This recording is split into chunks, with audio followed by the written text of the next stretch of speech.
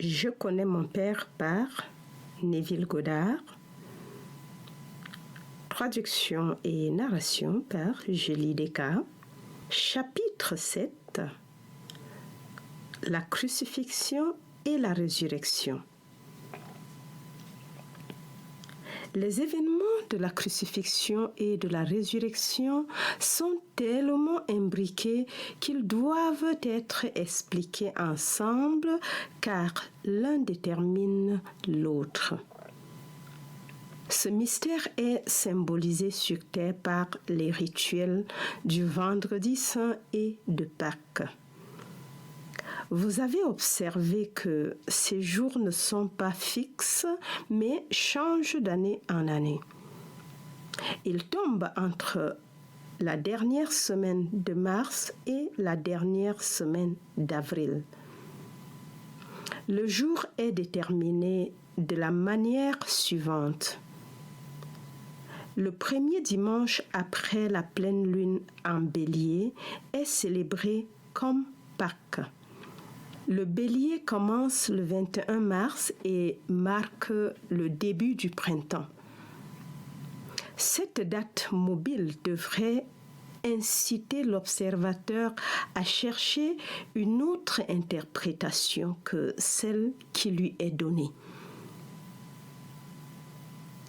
Vu de la Terre, le Soleil, dans son passage vers le nord, semble au printemps de l'année, franchir la ligne imaginaire que l'homme appelle l'équateur. Ainsi, le mystique dit qu'il a été crucifié pour que l'homme puisse vivre. Ils ont remarqué que peu de temps après que cet événement ait eu lieu, toute la nature a commencé à se lever ou à ressusciter de son long sommeil hivernal. Ils ont donc conclu que cette perturbation de la nature à cette saison de l'année était due directement à cette traversée. Ils croyaient donc que le Fils devait avoir versé son sang à la Pâque. Si ces dates marquaient la mort et la résurrection de Jésus, elles seraient fixées comme tous les autres événements historiques, mais ce n'est pas le cas. Cependant, ces dates symbolisent bien la mort et la résurrection du Seigneur, mais ce Seigneur est votre conscience d'être. Il est écrit qu'il a donné sa vie pour que vous puissiez vivre. Je suis venu pour que vous ayez la vie et que vous l'ayez en abondance.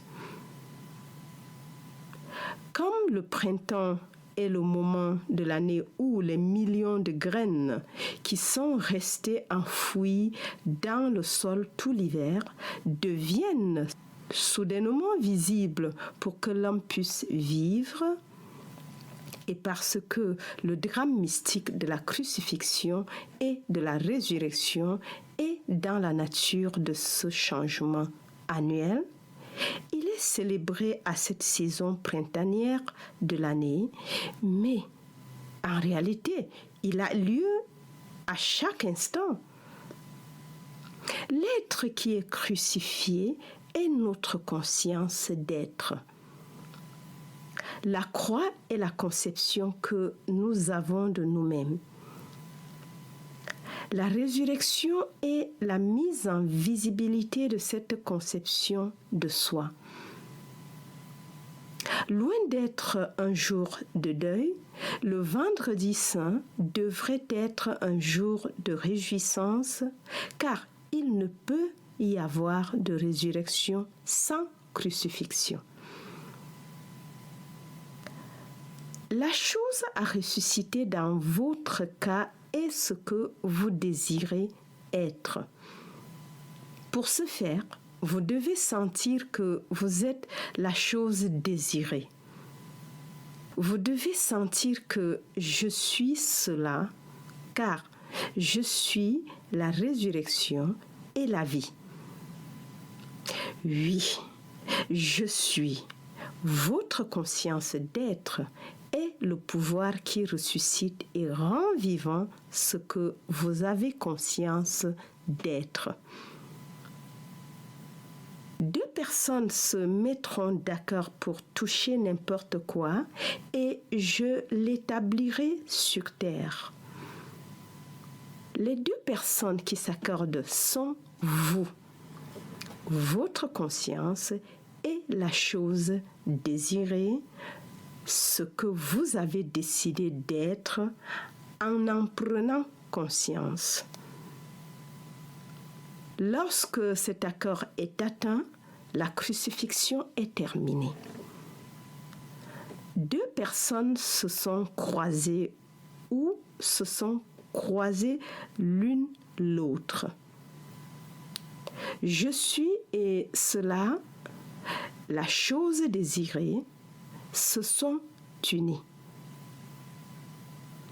Je suis maintenant cloué sur la forme de cela. Le clou qui vous lie sur la croix est le clou du sentiment. Le mariage mystique est maintenant consommé et le résultat sera la naissance d'un enfant ou la résurrection d'un fils témoignant de son père. La conscience est mariée à ce qu'est la conscience d'être. Le monde de l'expression est l'enfant qui confirme cette union. Le jour où vous cesserez d'être conscient d'être ce que vous êtes maintenant conscient d'être, ce jour-là, votre enfant ou expression mourra et retournera dans le giron de son père, la conscience sans visage et sans forme. Toutes les expressions sont le résultat de tels mariages mystiques. Les prêtres ont donc raison lorsqu'ils disent que tous les vrais mariages sont faits au ciel et ne peuvent être dissous qu'au ciel. Mais laissez-moi clarifier cette déclaration en vous disant que le ciel n'est pas une localité, c'est un état de conscience. Le royaume des cieux est en vous. Au ciel, conscience, Dieu est touché par ce qu'il a conscience d'être. Qui m'a touché? Car je perçois que la vertu est sortie de moi. Au moment où ce toucher, sentiment, a lieu, il y a un rejeton ou une sortie de moi dans la visibilité qui a lieu. Le jour où l'homme ressent que je suis libre, je suis riche, je suis fort, Dieu, je suis, est touché par ses qualités ou vertus et les résultats de ce toucher seront visibles dans la naissance ou la résurrection des qualités ressenties. Car l'homme doit avoir une confirmation visible de tout ce qu'il a conscience d'être. Vous savez maintenant pourquoi l'homme ou la manifestation est toujours fait à l'image de Dieu. Notre conscience est l'image et la représentation de tout ce que vous avez conscience d'être. Je suis le Seigneur et il n'y a pas d'autre Dieu en dehors de moi. Je suis la résurrection et la vie. Waouh! Waouh! Quelle révélation! Merci Neville.